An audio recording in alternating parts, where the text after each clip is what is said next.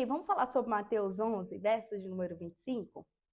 Nos diz da seguinte maneira: Por aquele tempo Jesus exclamou: Graças te dou, ó Pai, Senhor dos céus e da terra, porque escondeste essas coisas dos sábios e instruídos e as revelastes aos pequeninos.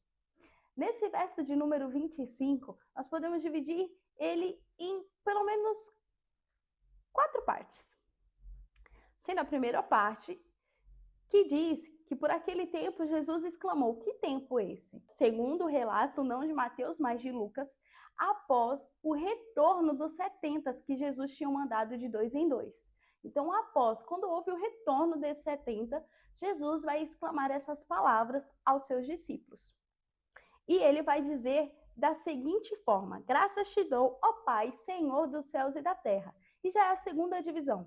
Quando o Senhor fala Senhor dos céus e da terra, Jesus está deixando claro, mais uma vez, a soberania de Deus. Ele está deixando claro que Deus é poderoso e soberano ao ponto de ter criado os céus e a terra. Então, aquilo que ele vai reafirmar depois, aquilo que ele vai dizer após isso, não é de qualquer pessoa, não vem de uma decisão de alguém confuso, de alguém que não sabe o que faz, mas de alguém que é poderoso e soberano. Na terceira parte do versículo, ele vai dizer: Porque escondestes estas coisas. Que coisas são essas? Essas coisas são justamente as coisas espirituais, celestiais, as bênçãos celestiais, principalmente a salvação. Então, Jesus, quando ele se diz aqui sobre essas coisas, ele está falando sobre a salvação. E logo em seguida ele vai dizer que essas coisas, ou seja, a salvação, foram ocultas aos sábios e foram reveladas aos pequeninos. E é muito importante, nessa quarta divisão, entendermos o que são os sábios, o que são os pequeninos. Porque se a gente vê simplesmente sábios e pequeninos, dá a impressão do quê? De que quem é culto, de que quem é inteligente, quem tem ali sabedoria, não vai ter as coisas celestiais reveladas. Mas nós precisamos entender em que contexto Jesus está dizendo.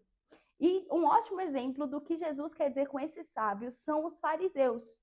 Quando Jesus está dizendo aqui a palavra sábio, ele está querendo dizer sobre sábios ao seu próprio entendimento. Sábios que acham que por aquilo que sabem, por aquilo que conhecem, pelas suas obras, eles são dignos da salvação, que aquilo que eles fazem é o suficiente para serem salvos.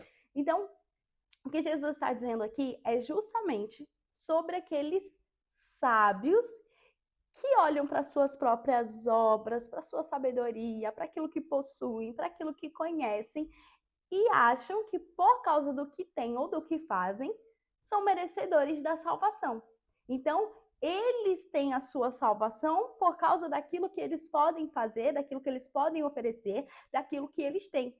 Então, é desses sábios que Jesus está dizendo. Que parecia um pouco do que os fariseus, alguns fariseus eram na época, que achavam que eram herdeiros do céu porque eram descendentes de Abraão, que achavam que eram herdeiros dos céus simplesmente porque jejuavam 2 vezes por semana e porque oravam em praça pública. Então é sobre esse tipo de sábio que Jesus está dizendo.